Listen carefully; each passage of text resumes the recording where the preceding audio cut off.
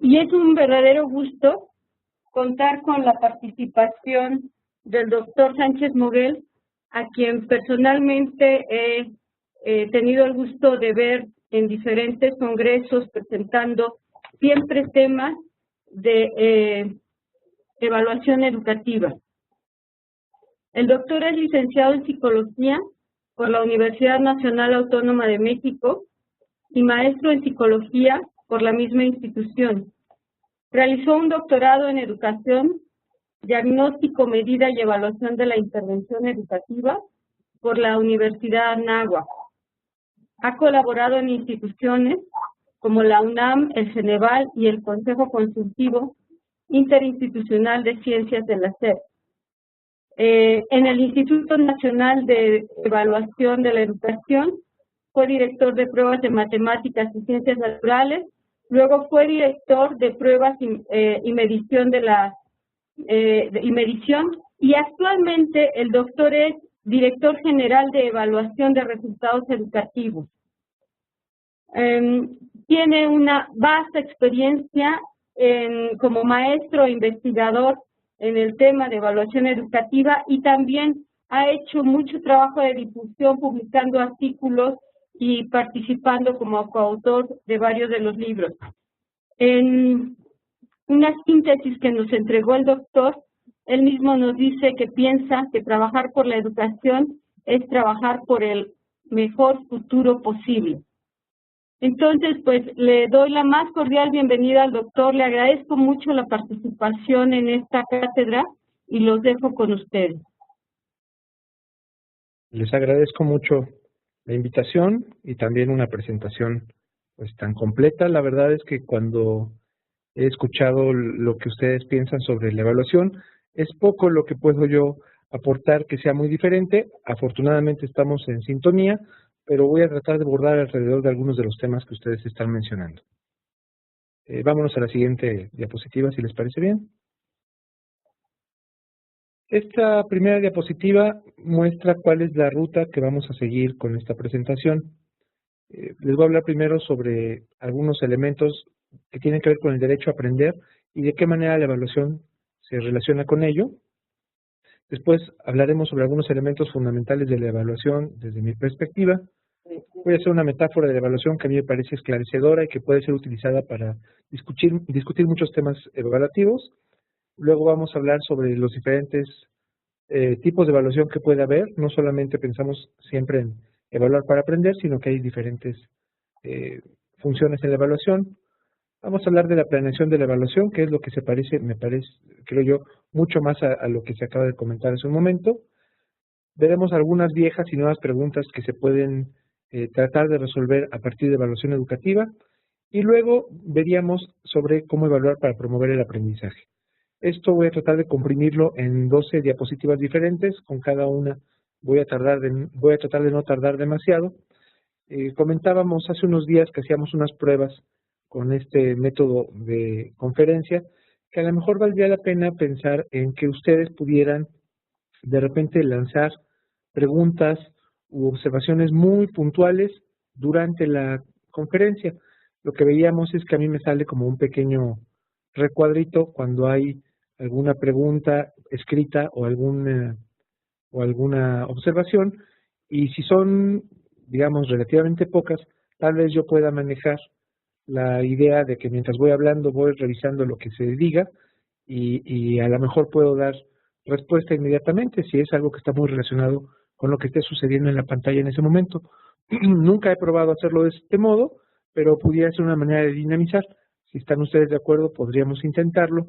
Ya si veo que me sobrepasan y que no me es posible, pues entonces guardamos esas preguntas que estén en la zona de chat para tratar de solucionar todas las que pueda de ellas al final. Pasamos a la siguiente diapositiva, por favor. Sobre el derecho a la educación. Bueno, sabemos que la educación es un derecho fundamental. Es un derecho que ha cambiado además en su concepción en el tiempo. El siglo pasado se pensaba que lo principal del derecho a la educación era la recepción de la educación. El derecho era el derecho a estar en el aula, el derecho a estar en la escuela. Ahora creemos que el derecho va más allá. Ahora consideramos que el derecho no nada más es de estar en el aula, de estar en la escuela, sino que hay que considerar el derecho a aprender, que es para lo que finalmente se está en el aula o en la escuela. Lo que queremos ahora es monitorear si los niños efectivamente están aprendiendo y no solamente si están asistiendo a la escuela. Evidentemente, si no asisten, no pueden aprender lo que se enseña en la escuela, pero asistir nada más es la primera parte. La segunda parte, y la que le da sentido, es la de lograr el aprendizaje. Ahora, este derecho es un derecho fundamental porque posibilita acceder a otros derechos humanos. Por ejemplo, una persona que tiene un nivel suficiente de educación puede saber que tiene otros derechos y puede saber cómo ejercerlos.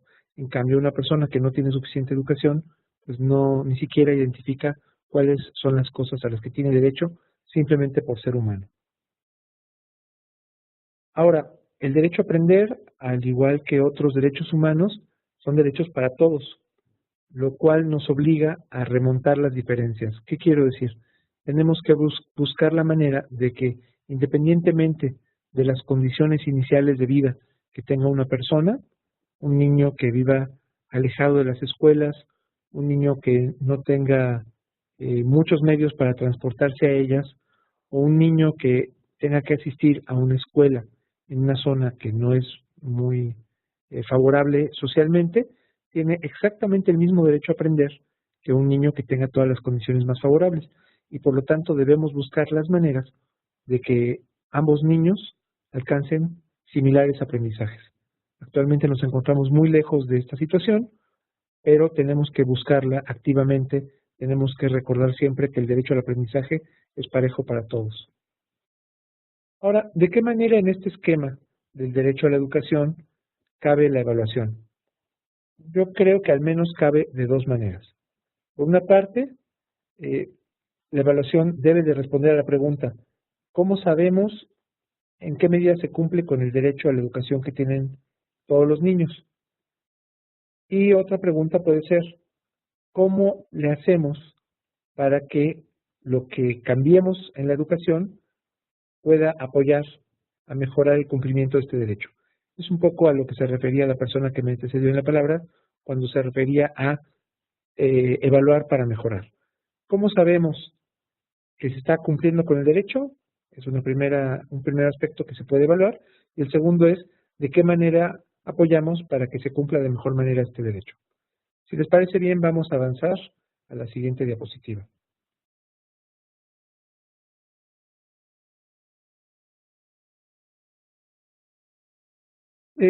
Esto es una descripción muy escueta de aquello a lo que le estoy llamando evaluación y me parece que contiene los elementos mínimos indispensables que a lo mejor todos podemos compartir estando de acuerdo en que le llamamos evaluación solamente cuando nos encontramos con al menos estos tres puntos. Lo fundamental, lo inicial, cuando vamos a hacer una evaluación, es que existe una realidad. Y esta realidad vamos a tratar de observarla, registrarla o medirla. Estas tres palabras no están elegidas al azar, ni son estrictamente sinónimos. En ocasiones podemos hacer mediciones, es decir, llegar a formar reglas numéricas que nos retratan la realidad que estamos tratando de comprender. En otras ocasiones no podemos medirla porque no tenemos elementos finos para hacerlo, pero podemos al menos observarla. Y en muchos casos podemos de alguna manera registrarla, dejar una constancia de que esa realidad sucedió y además una constancia a la que podemos volver para luego hacer las siguientes transformaciones con esa realidad. Por otra parte, tenemos un punto de referencia. Hay una cierta realidad a la que queremos arribar y que no es la realidad que tenemos en este momento. Una realidad mejor, un ideal.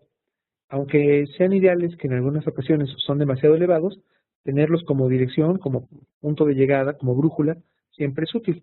Y ese es nuestro segundo punto para la evaluación. Tener un punto de llegada que puede o no ser un ideal alcanzable o inalcanzable, pero que está ahí lejos diciéndonos para dónde queremos avanzar. Y el tercer punto, ya lo habrán adivinado ustedes, es la comparación. la contrastación que hacemos entre lo que observamos, registramos o medimos y el punto de referencia. De esta manera podemos ver cuál es la distancia que tenemos entre la realidad y el criterio, cuánto nos falta para llegar a donde queremos llegar y incluso, si es una evaluación bien hecha, nos dará elementos para saber cómo le tenemos que hacer para mejorar nuestras perspectivas de alcanzar esa realidad, ese punto de referencia al que queremos arribar. Vámonos a la siguiente si les parece bien.